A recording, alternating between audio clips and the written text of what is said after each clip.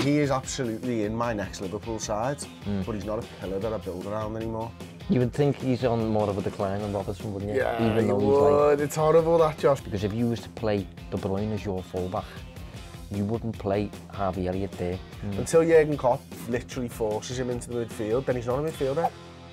No football to analyse on the deep dive today, but we've got better than that. We've got Jurgen Klopp's squad, so we're going to take a little look at that and sort of find out, I think, from you and from me, who the pillars are that Jurgen's going to build around moving forward. Now, this is one of your topic ideas, Josh. Do you want to explain where it sort of came from? Yeah, well, we're a little bit late with it because it kind of popped into my head with Real Madrid, really. Because over the course of like the past decade, maybe, Real Madrid have just been consistently competing at the top, with the exception of like maybe one season. But they've went through like different eras, different phases, with some of the same players still there now from the start. So for example, in 2013-14, when Liverpool finished, I think, second in the Premier League with Suarez and that, Madrid won the Champions League that season. And in that team, in that team you had Danny Carvajal, Benzema and Modric. And the following year, Cruz joined. And they're still there now.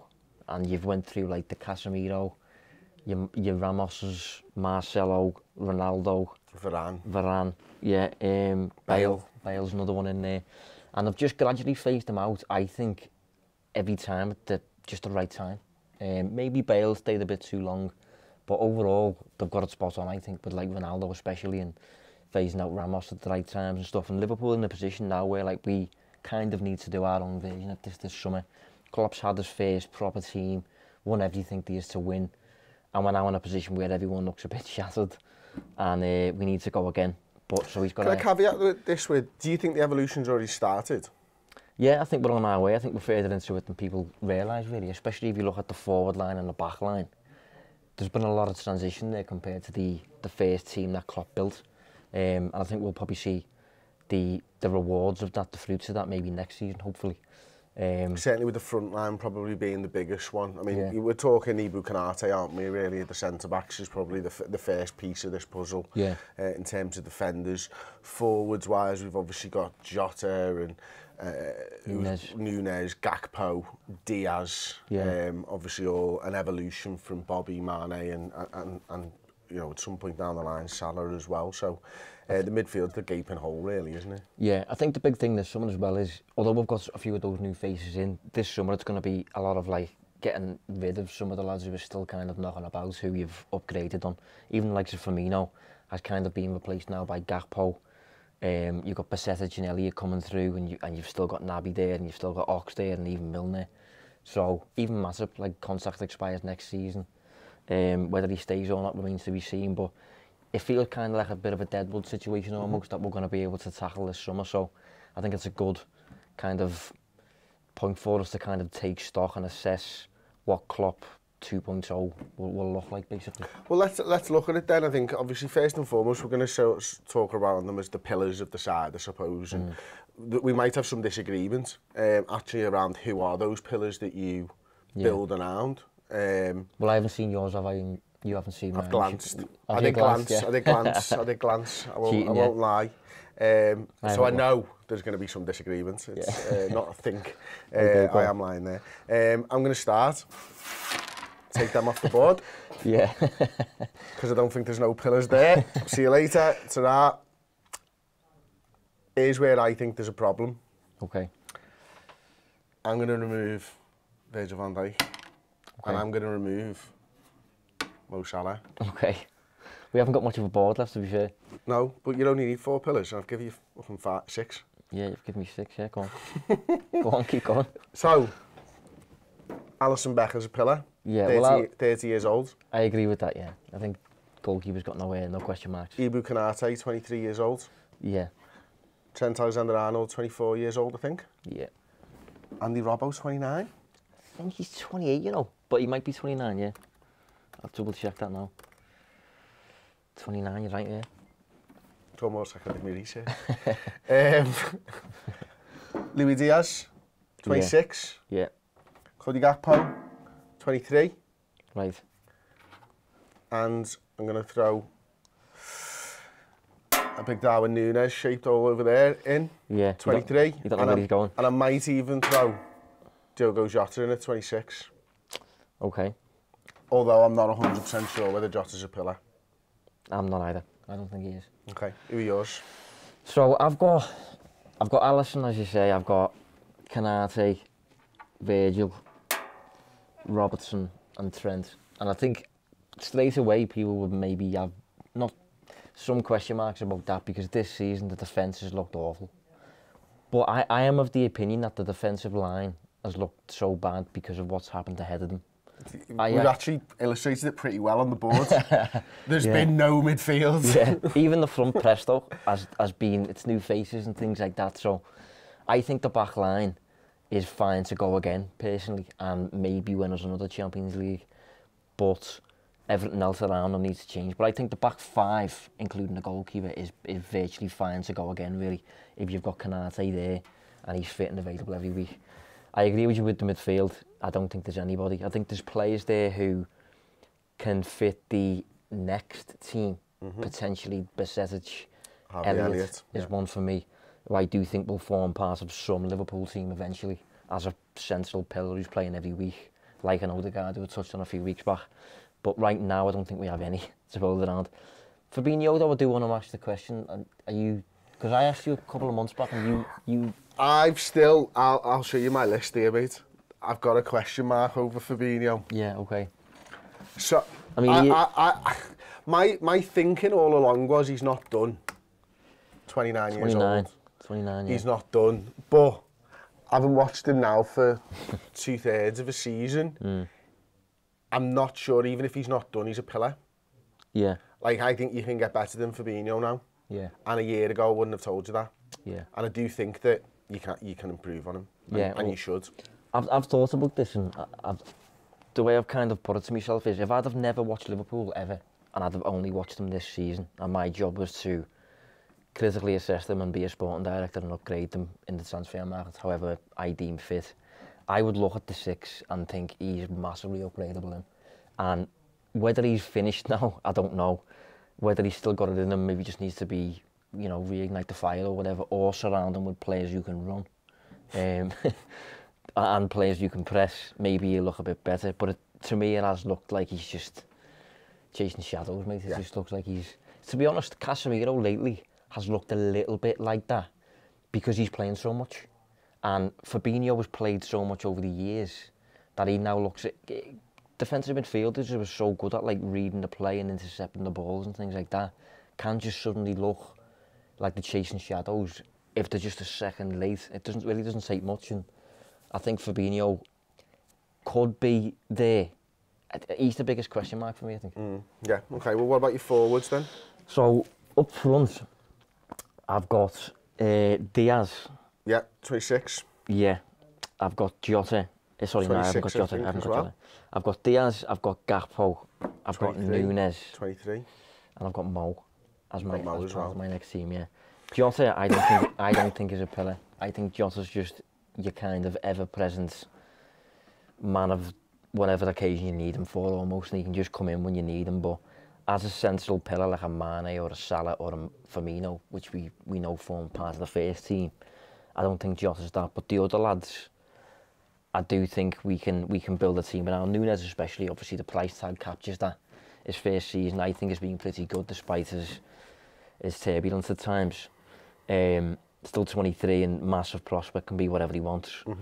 Gakpo, I think he's already playing a lot, and I think he seems to be the only kind of attacking player that we've got that can be potentially some kind of take on Firmino. I think all the other lads are just kind of direct goal obsessed, and they don't really see the picture as much. Gakpo can potentially be that. But the big one for me is Salah. Why have you left him out then? Right, because he is absolutely in my next Liverpool side, but he's not a pillar that I build around anymore. And it's the same for Virgil van Dijk for me. So for Mo Salah here, he's going to be 31 by the time the next season rolls around. Virgil van Dijk's going to be 32 by the time the next season rolls around. I think when you look at the work that Liverpool have got to do over the next 2 to 3 transfer windows, their replacements have to be part of that. Whereas I don't think Konaté's replacement is part of the next 2 to 3 windows, and I don't think Trent's. You can question Andy Robertson over the next 2 to 3, maybe, but I don't think any of these lads' replacements are getting bought in the next 2 to 3 windows, whereas I think you do have to get theirs in. If you've not already got Salah's in the door, by the way. I actually don't think we get Salah's anytime soon. I don't think he's in the door either. I always touch on the fact that Salah's left-footed, so he's the only left-footed forward we've got at Liverpool apart from Elliott, if you want to view Elliott like that. So on this side of the pitch, Jota can do it a bit, but I think Salah's the only real natural fit over there. And I know they're kind of getting on, but if you look at the Madrid example that I've used, that we're kind of getting this from, Kroos, I think, is 34, Modric is 37, Benzema 35 maybe, and Carvajal, I think, is about 31, 32 or something like that. So I think if you pick out the right lads who are just ridiculous, they can probably go again for a new era. And I do think Salah and Van Dijk are kind of special enough to be able to win another host of trophies, if you know what I mean. But I'm more confident with Salah than Virgil. Yeah. I think that's right, isn't it? I mean, look using Real Madrid as an example again here, Kroos and Modric replacements are already there. Yeah. And that's what I think they've done really well, is that you've got the likes of your Valverdes and your Tchouaménis and everyone else is already in the door. And I think that's the important part of building a squad for the future. And I think that's where Liverpool have kind of gone wrong, is that it's been one out for one in. And I think a great side has to be, the fella's got to be there learning. The fella's got to be there learning. Yeah. And he's then got to step up, you know, and it's not just, right, Mo's gone, who are we going to buy? Yeah. It's, our replacement's ready. Yeah. We've integrated you over the course of the last 6 months, 12 months, whatever it is. And I think that's why the Diaz replacement, you know, injuries aside, was a good way of doing it with Sadio. Yeah. And actually, they were forced into that. It wasn't Liverpool's plan to get him through the door before Sadio left. Yeah, that's true. It was, shit, they're going to buy him. We better bring Diaz in. And I think that's where Liverpool need to get their strategy right, which is why I would say, for me personally, and I know you disagree, and that's fine, I would be looking to get a left-sided centre-half in.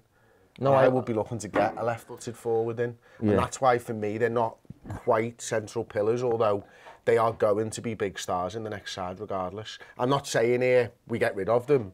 I'm just saying I think you need to buy the replacements. Yeah. I think I would go and get like a left-sided centre-half, and I'd try and make this one left-footed as well, because we don't have any of them either. Yeah. And I think, you know, Matter's probably on his way out, but I know what you're saying, I think, but I do think we've done it a bit. Like we did it with Konaté, you could say, is the Matter replacement. He's kind of been in the door a little bit. Absolutely. Diaz for Mane a little bit. Gakpo now is getting 6 months training as Bobby in a way. It's the midfield we've just massively overlooked. Obviously, again, it always comes back to the midfield this season, doesn't it? He's just had so much faith in these like lieutenants who've just been there for the whole period of his tenure, and he's been really reluctant to upgrade them. And now we've got to undergo a real overhaul there, to the extent that we don't have anyone to build around really, which is the opposite to Madrid in a way, because they're two of their main pillars, Modric and Kroos, have been in the middle of the park. But up until last season, when they beat us in the Champions League final, although they've got Camavinga and they've now got Tchouaméni and they've got Valverde and players like that, Kroos and Modric were still central pillars to their Champions League win last season. And I think the reason Mo and Virgil are still in my team is because I think if we get this summer right, I think we could be in a Champions League final next season. I don't think this is now a new, like, Klopp going right back to the start and rebuilding, like, because at the time when he did that, the squad was crap, essentially. Yeah, the squad's really good now. Whereas now, yeah, we are massively underperforming. If you look at the squad in terms of names, we've got a proper good squad. They're just not really performing at all, mainly because the engine room isn't functional at the minute. Well, good question for you then, moving it on slightly. I had a little bit of a wobble on whether Robertson's a pillar. Did you have any thoughts around that? Yeah, I did. Mainly because of his age, I suppose. But if you do look at his performances this season, I think we can agree that Alisson's probably been A, player of the season, and B, his usual standard. But I think if you think about Robertson, I don't actually think he's been that far off what we are used to. If you think of his level defensively and offensively as well, I think he's been mostly Robertson, apart from a few games, I suppose. But has he been the best of the defenders? In He's definitely been the best of the fullbacks. Yeah, in terms of being his usual self, I'd probably say he's been the closest, yeah. I don't think Robertson's shown me any kind of suggestion that he's on a decline. Whereas Fabinho, this could now be like more than just a dodgy period of form. Now it could just be, well, this is just where he's going now. This is the downward spiral. Robertson, to me, hasn't shown any of that, even though he's one of the oldest in the back line. What about you? I agree with you. Pretty much everything you've said there, to be honest with you. I think Liverpool have utilised Robertson slightly differently this season, and they've not asked him to get forwards quite as much, which is why maybe his assists and all that are probably down a little touch, apart from the fact that we've been absolutely woeful this season. Trent Alexander-Arnold, I didn't have a wobble on. I absolutely had him as a pillar if we stick with the 4-3-3 formation. One thing I did sort of say last week is, go on. I've got a question for you, actually. If he was Robertson's age, would you be saying the same thing, based on his performances? That's really mean. And the answer is probably, he might not be a pillar if he was 29. And that sounds terrible, but based purely on performances. Based on performances this season. You would think he's on more of a decline than Robertson, wouldn't you? Yeah, even though you he's would. It's horrible that, Josh. Would you? I'd probably think about it, yeah, at 29, because the way he's performed this season is it does suggest he's maybe losing the fire or something, a bit like Fabinho in a way. But the fact he's 24 suggests he should still be comfortably able to go at least one more. He's got to be part of the next team at the age that he is. My big thinking on this is, and I sort of alluded to this on a podcast last week, is I just wonder whether Klopp moved the needle a little bit too much in terms of the midfield, in terms of we were industrious. Yeah, I agree. We worked really hard and we moved to that Thiago Alcantara, Harvey Elliott, let's get creative. Everyone wants a creative midfielder, let's do that. And in doing that, everything's gone flung back the other way. So I think the really interesting thing is, and we're going to touch on this in the next show actually on Plus, is that like what profile of midfielder does Klopp want? Because maybe 2 years ago your Thiago Alcantaras and your Harvey Elliott's were what Liverpool wanted to dominate the ball, but is that what Liverpool need? And is that what's going to get the best out of a player like Trent Alexander-Arnold? Or do we go back to that Gini Wijnaldum, Jordan Henderson, Fabinho, the workhorse midfield? Yeah. No, it's an interesting question, and as you say, we're going to touch on it in the next show, but I think if you look at some of the links we've been rumoured to be linked with, Mount, Bellingham, Matthias Nunes, these are attack-minded players. One question I do have for you again though, you say Trent is a pillar. Is he a pillar there? He's got to be. Or is he a pillar there? Because the question keeps popping up. I know, and I will talk about Trent in midfield now, and I would never, 3 months ago, 6 months ago, I would never do it. But like, he's in the side, and he's in the side at right back until he's not in the side at right back. Until Jurgen Klopp literally forces him into the midfield, then he's not a midfielder. Yeah. And my question is, not is he there, but is he there?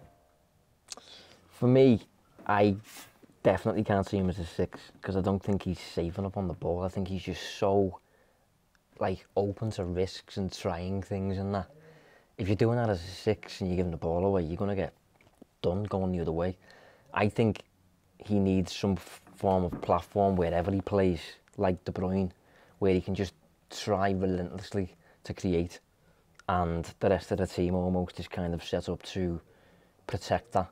And if he's playing as a 6, I mean, one of the issues we've touched on with him is that it is his defensive work and his regaining the ball and that. So if he's playing as a 6, he's going to be like a Sarri 6 who's like a Jorginho who's dictating the play and all this. But Jorginho is much safer on the ball than Trent, and Jorginho wins the ball a lot as well. To be fair. Well, what about you know, for Trent then?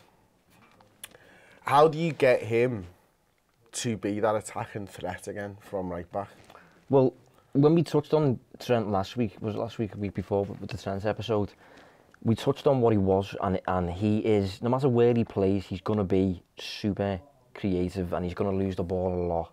You're going to try things and things like that. And if you want to play him as a right back, you have to establish what you initially established for him to do that without the system collapsing. And that is, for me, putting a dog there who's going to cover him going that way.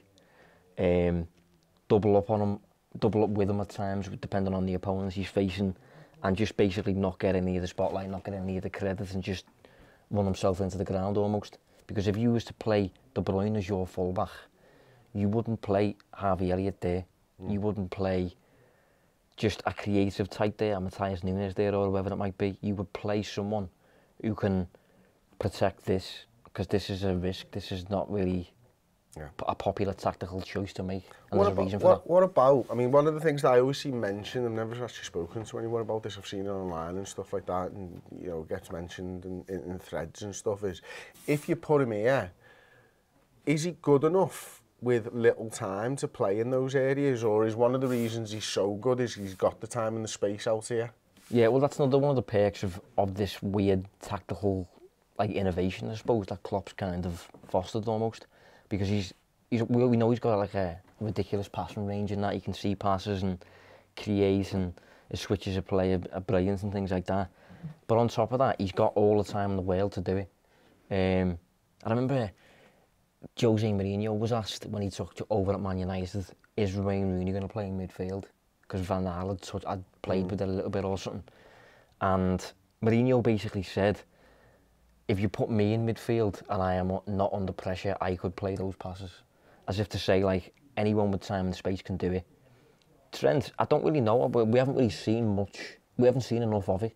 He can play in the final third. He looks composed enough in the final third, to me, to be able to cope in the centre, which can be a bit jam-packed in that. My worry, again, would just be not whether he's technical enough to do it in the middle, but whether he's, again, enough of a defensive player to put a foot in the middle, because no matter where you play, especially if you play in the middle, though, you still have to put a foot in. There's nowhere we can play him where he can be a bit of a passenger, unless possibly as a 10. Those players have been, like, historically carried a little bit, haven't they? But I don't know, it's an interesting one, but I think you're right, though. You think overall he's a pillar, like, for the next team. Okay, well, I think that about wraps it up. I think it's a natural sort of evolution into the next show, actually, which is on Plus. If you want to use the code DEEP, then you get 50% off, so it's £2.50 a month for the first 3 months. So sign up as a monthly club captain, £5 tier, use the code DEEP, and you'll get the first 3 months for just £2.50 per month, which is 80p cheaper than a shit coffee in a shit coffee shop on a high street in England. We're going to be talking about midfielders, and you guessed it, the alternatives to Jude Bellingham. Hello, you wonderful Reds. I hope you enjoyed watching that. Did you know if you head over to redmenplus.com and sign up as a club legend, we will enter you into a monthly prize draw where you can win some amazing signed Liverpool gear. So get over there and get it done.